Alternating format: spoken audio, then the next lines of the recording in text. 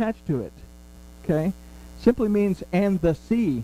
But when we look and see that vav, is something to do with the carnal side of me that is having an issue with something that I'm not sure about. So the word for it, carried, is halak, that also means a way of life or a manner of living, a walk or a manner of living. The last word in this verse is vesar, that means and storm, or the idea of being attached to the storm, from the letter vav that means and, as well as to attach. So we can consider that it is the flesh of our carnal side that is attached to the storm, the fear that's in our lives. Does our spiritual side worry about stuff? If I'm a vessel and I'm containing the Ruach of Yahuwah Elohim, does the Ruach of Yahuwah Elohim worry about stuff? It's perfect. It doesn't worry. Greater is that is in me. Greater is he that is in me than he that is in the world, right? So why do I freak out, wig out, and stress out? I have a perfect spirit dwelling inside of me. I need to start to depend on that perfect spirit and that connection with my Elohim to get me through the issues. But I allow my carnal side to be attached to my storm.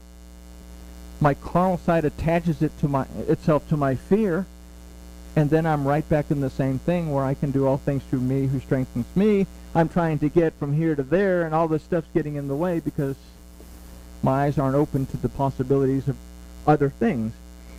So, the word for carried, we talked about halak. The last word, vesor, that means store, the idea of being attached to the storm. So we can consider that it is the flesh or the carnal side that's attached to the storm, the fear in our lives. So the idea that we can formulate from this verse is to exist in a carnal state of being brings fear into our lives, yet out of prideful arrogance we remain in transgression and alienation from Elohim because of it. Our carnal perception, discernment, and understanding of the unknown finds its way into our walk and our way of life as our carnal existence is attached to our fear. And verse 19 will illustrate how far we let this condition go before we realize it. And verse 19 says, so when they had rowed about 25 or 30 stadia, they see Yahusha walking on the sea and drawing near to the boat, and they were afraid. Now I think it's interesting that it uses the word see as opposed to the word and they saw, because it takes us back into a present situation that I see Yahusha walking towards the boat, but what am I doing about it? Okay? So we often view transgression as a violation of the Torah.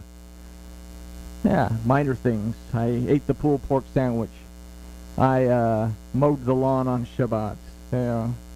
I called my neighbor a dummy.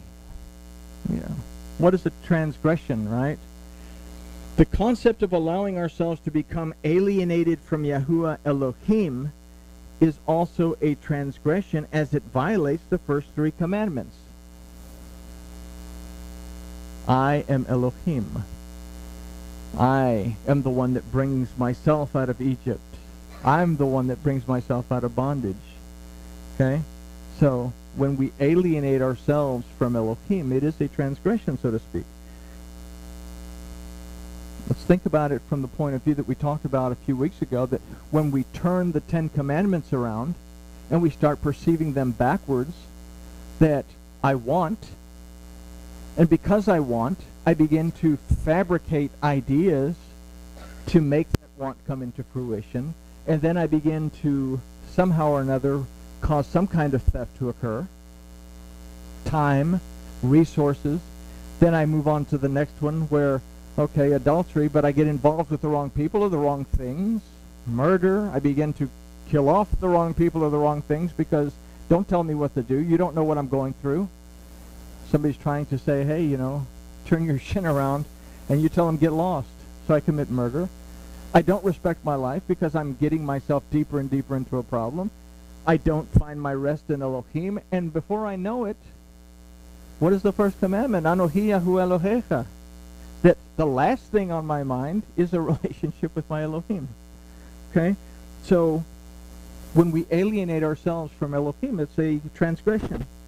So, we can consider this concept in the phrase, so when they had rowed about 5 and 20 or 30 stadia. So, in physical terms, a stadia is about 600 feet.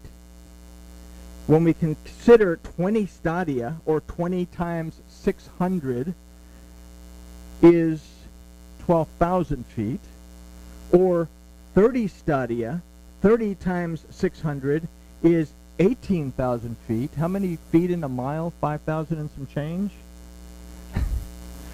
You know, you're way out there in the Sea of Galilee before you realize I'm way out here in the middle of nowhere.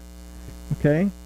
So if we consider that the Talmudim had rowed a substantial distance into the sea, we can consider that our own situation and realize that many times we too seem to distance ourselves substantially from our Elohim because we simply overlook the fact that Yahuwah, our Elohim, is always present in our lives. We fail to ask the all-important question, do I believe that Yahuwah Elohim exists?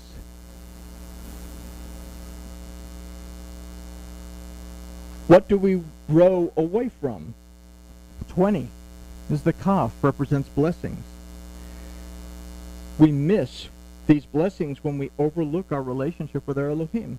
And then 30, lamed, the instruction and guidance that we receive from the Ruach of Yahuwah being actively present in our lives. We're listening to the wrong prophet. We're listening to ourselves. So we row in the dark until we recognize that we're in this state of transgression, induced alienation, where we open our eyes and we see Yahusha walking on the sea.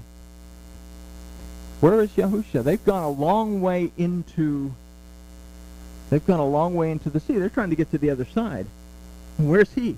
He's already on the other side. When the children of Israel crossed over the Yarden, Elohim told them, cross over and go to the place that I will command you. Go over to Makom. Find your place in me when you cross over. Yahuwah was there waiting because another name for Yahuwah is Makom.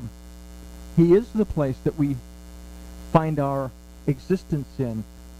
In him we live and move and have our existence. So we roll in the dark until we recognize that we're in this state of transition.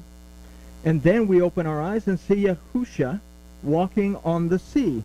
The Hebrew word for sea in this verse is ra'ah, that aside from to see, means to perceive, consider, regard, discern, and to understand the presence of something.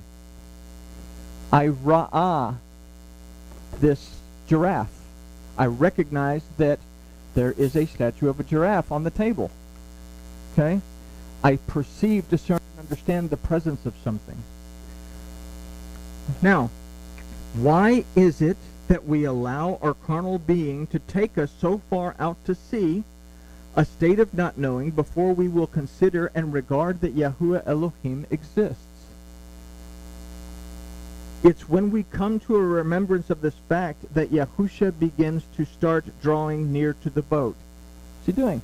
He starts walking from the shore on the water towards the direction of the boat.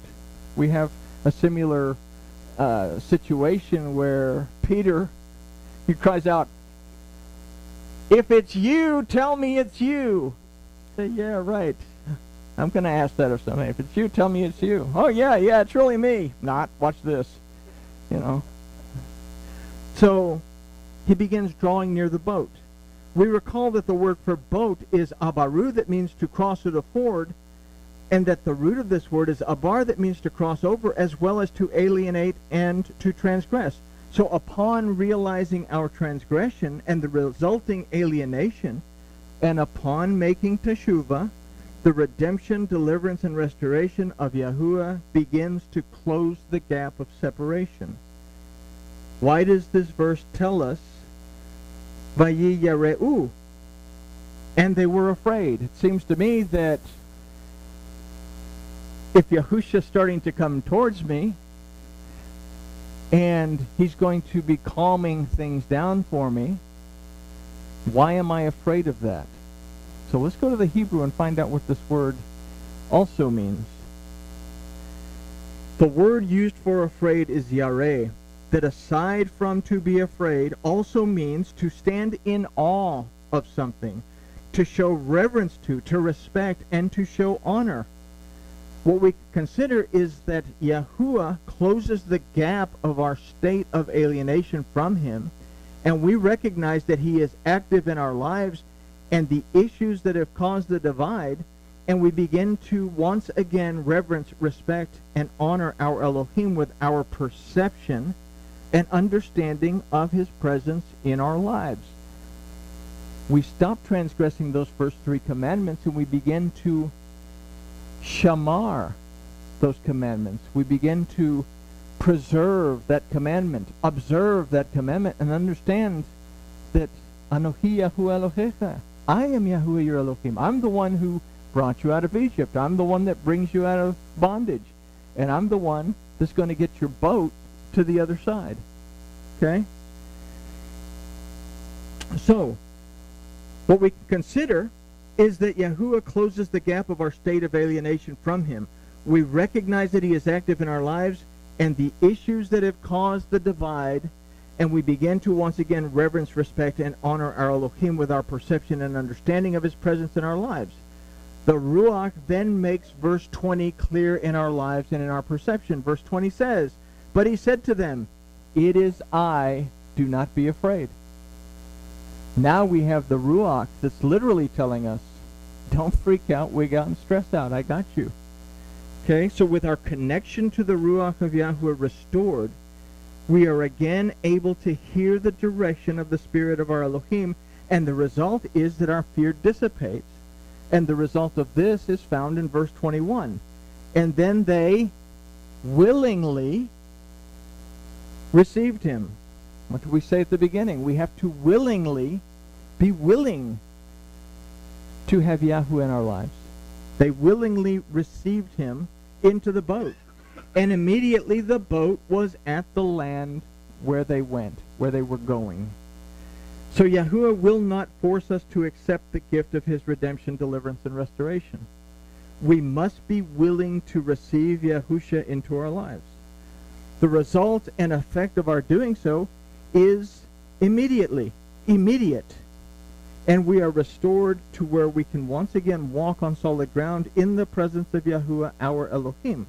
We become spiritually reconnected. If we say that we are the Talmudim of Yahusha, can we say that we have learned to listen to and apply what the Ruach of Yahuwah teaches us? So do you have the willingness to behold or pay attention to the word and the Ruach of Yahuwah, your Elohim? Honest question here. How often do you let your boat stray out to sea? These are verses that we would have otherwise just blown through, but they hold so much for us as far as our relationship with our Elohim goes. But it's within the language of our Elohim that we find what it's actually telling us. So when we try to read it topically, we get a story. I know the story freaks Francois out when I say it, but we see the words, but we don't see the relationship meaning behind those words. And with that, we'll say grooviness has been achieved for these verses